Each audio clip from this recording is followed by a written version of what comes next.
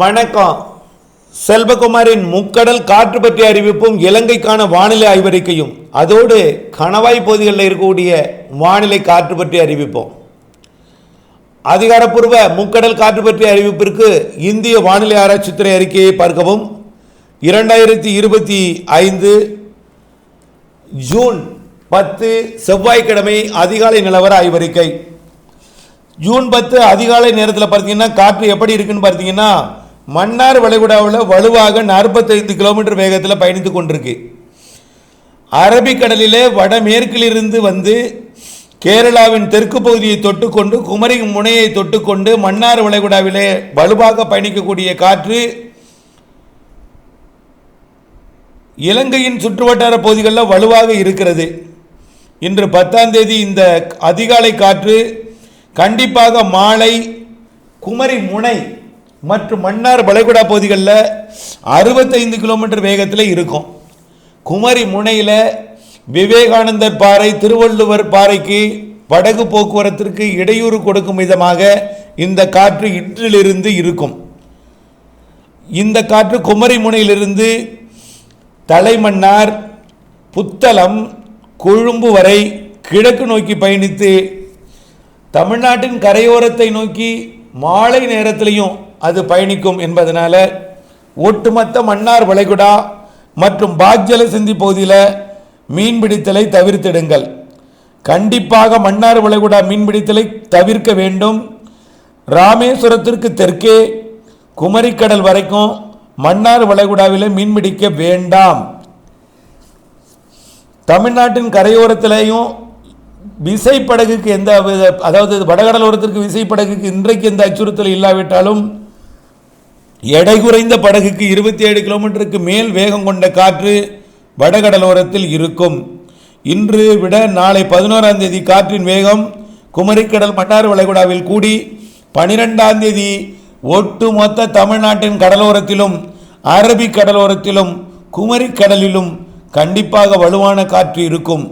12ஆம் தேதியிலிருந்து தென்மேற்கு பருவமழையை தீவிரப்படுத்தக்கூடிய தென்மேற்கு காற்று கேரளாவில் நுழைந்து லட்சத்தீவு மாலத்தீவு அரபிக்கடல் ஒட்டுமொத்த பகுதி அரபிக்கடலோர மாநிலங்களின் கடலோர பகுதி தமிழ்நாட்டின் குமரி முனை ஒட்டுமொத்த தமிழ்நாட்டின் கடலோர பகுதி தென்கடலோரம் வடகடலோரம் உட்பட குமரி கடல் மற்றும் மன்னார் வளைகுடாவில் வலுவான காற்று விசைப்படகுகளையும் அச்சுறுத்தும் காற்று 65 கிலோமீட்டர் வேகம் கொண்ட காற்று அங்கே இருக்கும் என்பதை நினைவில் கொண்டு வரக்கூடிய 12ஆம் தேதியிலிருந்து 25ஆம் தேதி வரையே நாம் ஏற்கனவே 20ஆம் தேதி வரை பார்த்தோம். 20ஆம் தேதி வரை கண்டிப்பாக இறங்கக்கூடாது. 21, 22, 23, 24 தேதிகளில் அச்சுறுத்தும் காற்று அவ்வப்பொழுது இருக்கும். அதனால் 25ஆம் தேதி வரை தெரிகிறது. அதற்கு பிறகும் நிகழ்வு தெரிகிறது. மன்னார் வளைகுடா மற்றும் தமிழ்நாட்டின் கரையோரத்தில் மீன்பிடித்தலை குறைந்தபட்சம் 20ஆம் தேதி வரை நீங்கள் தவிர்த்திருக்க வேண்டும். 12ஆம் தேதியிலிருந்து 18ஆம் தேதி வரை மன்னார் வளைகுடா மற்றும் பாக்ஜல சிந்தி பகுதியில் 65 கிலோமீட்டர் வேகத்தில் காற்று இருக்கும். கண்டிப்பாக மன்னார் வளைகுடாவில் 10 நாட்களுக்கு இறங்கக்கூடாது. இலங்கை சுற்றுவட்டார கடற்பகுதிகளிலையும் இந்த வலுவான காற்று இருக்கும். வங்கக்கடலின் தெற்கு மத்திய பகுதி தென்கிழக்கு பகுதி மத்திய வங்கக்கடல் பகுதி ஆந்திர கரையோர பகுதியும் காற்று இருக்கும். படிப்படியாக இந்த நிகழ்வு ஆந்திர கரையை நெருங்கி வளிமண்டல சுழற்சியாக இருப்பது கீழடுக்கு சுழற்சியாக மாறி காற்றழுத்த தாழ்வு நிலையாக பகுதியாக மாறும் என்பதனால ஆந்திர ஒடிசா கரையோரத்தில் வரக்கூடிய நாட்களில் காற்றின் வேகம் அதிகரிக்கும். ஆகவே தொடர்ந்து முக்கடலிலும் அச்சுறுத்தும் காற்று இருக்கும் நிலையில் ஆந்திர கரையோரத்திலும் தமிழ்நாட்டின் ஒட்டுமொத்த கரையோர பகுதிகளிலையும் மீனவர்களுக்கு அச்சுறுத்தும் காற்று இருக்கும் என்பதை நினைவில் கொண்டு மீன்பிடிக்க செல்லாமல் இருப்பது நலம். இன்றைக்கு ஒரு நாள் வண்ண விசைப்படகுல மீன்பிடிக்கலாம். எடை குறைந்த படகுக்கு இயலாத காரியம். நாளிலிருந்து வலுவான காற்று முக்கடலிலும் இருக்கும் என்பதை நினைவில் கொண்டு மீன்பிடித்தலுக்கு கடலுக்குள் இறங்காமல் கண்டிப்பாக மன்னார் வளைகுடாவில் இறங்காமல் இருப்பது நலம். தொடர்ந்து இணைந்திருங்கள் அப்டேட்ஸுடன். மீனவர்களை பொறுத்த வரைக்கும் வானிலை அப்டேட்ஸ் அறிந்து கடல் தொழில் செய்வது அவசியமாகிறது. அடுத்தபடியாக கணவாய் பகுதிகளையும் கொஞ்சம் காற்று இருக்கும். 11ஆம் தேதியிலிருந்து அந்த காற்றோட வேகம் படிப்படியாக கூடும். வரக்கூடிய 16ஆம் தேதி வரைக்கும் வலுவான காற்று இருக்கும். சாரல் மழைப்பொழிவும் மேற்கிலிருந்து வரும். காற்றுடன் மழை இருக்கும், அச்சப்பட வேண்டாம். வாழை எதுவும் பாதிக்கும் காற்று அல்ல, தென்மேற்கு பருவக்காற்று சாரல் மழையை கொடுக்கும் காற்று என்பதை நீங்கள் நினைவில் கொள்ள வேண்டும். நீலகிரி மாவட்டத்தில் காற்றுடன் மழைப்பொழிவு இருக்கும். 11ஆம் தேதியிலிருந்து 12, 13, 14, 15 எல்லாம் வலுவான காற்றுடன் மழை இருக்கும். வால்பாறையிலையும் காற்றுடன் மழை இருக்கும். தென்மேற்கு பருவமழை தீவிரமடைய போகிறது. வலுவான மழை நீலகிரியை விட நீலகிரி மேற்கு பகுதியிலையும், நீலகிரி மேற்கை விட வயநாடு குடகு பகுதிகளிலையும், அதை விட கர்நாடகாவின் கேரள பகுதிகளிலையும், கர்நாடகாவின் மங்களூரு உடுப்பி போன்ற பகுதிகளுக்கு அதீத மழைப்பொழிவு காற்றுடன் இருக்கிறது என்பதையும் நினைவில் கொண்டு வானிலை அறிக்கையுடன் இணைந்திருந்து பணி செய்து அன்போடு கேட்டுக்கொள்கிறேன். அடுத்தபடியாக இலங்கைக்கான வானிலை ஆய்வறிக்கை. இலங்கையை பொறுத்த வரைக்கும் தொடர்ந்து மழை இருந்து கொண்டு தான் இருக்கிறது. இலங்கைக்கு நேற்றைக்கும் சாரல் மழை.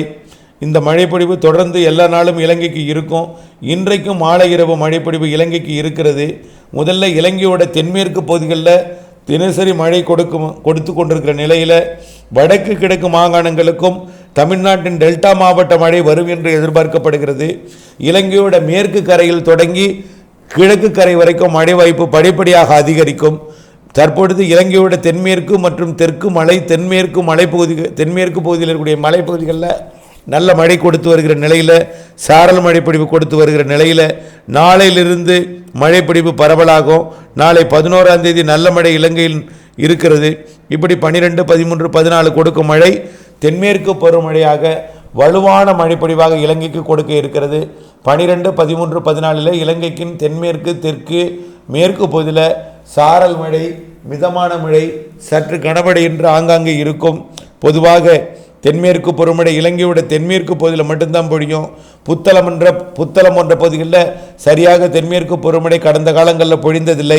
இந்த ஆண்டு புத்தளம் உள்ளிட்ட பகுதிகளுக்கும், அதையும் தாண்டி தலைமன்னார், யாழ்ப்பாணம், காங்கேசன்துறை உள்ளிட்ட பகுதிகளுக்கும் தென்மேற்கு பருவமழை இந்த ஆண்டு வலுவாக தெரிகிறது. சீரான சாரல் மழையாக கொடுத்து கொண்டிருக்கிற நிலையில் இந்த மாதம் 12, 13 வழுக்கு மழை, பிறகும் சீராக சாரலாக இருந்து கொண்டிருக்கும். இதமான வெப்பலையை கொடுத்து கொண்டிருக்கும். இதை விட ஜூலையில் நல்ல மழை தெரிகிறது இலங்கைக்கு. ஜூலை விட ஆகஸ்ட், செப்டம்பரில் அதிக மழை இருக்குது. அக்டோபர் மாதம் முதல் வாரத்திலிருந்து வலுவான மழை இருக்குது இலங்கைக்கு. அக்டோபர் 18ஆம் தேதியிலிருந்து வடகிழக்கு பருவமழை மிகவும் வலுவாக இருக்கிறது. 2025 இலங்கைக்கான பருவமழை சராசரிக்கு அதிகமாகத்தான் இருக்கும். ஆரம்பம் தென்மேற்கு பருவமழை காலத்தில் கொஞ்சம் குறைவாக இருந்தாலும் வடகிழக்கு பருவமழை தொடங்குவதற்கு முன் அதாவது தென்மேற்கு பருவமழையின் இறுதி கட்டத்தில் இருந்து மழைப்பொழிவு மேலும் அதிகரிக்கும். வடகிழக்கு பருவமழை சராசரிக்கு மிகுதியாக இருக்கும். கண்டிப்பாக இலங்கைக்கு இந்த ஆண்டு மழைப்பொழிவில் சராசரிக்கு அதிகம் இருக்கும். வடகிழக்கு பருவமழையை பொறுத்த வரைக்கும் அடுத்த ஆண்டு பிப்ரவரி இறுதி வரை இலங்கைக்கு இருக்க வாய்ப்பு இருக்கிறது. ஆகவே நல்ல ஒரு பருவமழை இருக்கிறது. மழை நீரை சேகரித்து கைவசம் நீர்தேக்கி கவலை இல்லாமல் விவசாயம் செய்ய அன்போடு கேட்டுக்கொள்கிறேன். நன்றி.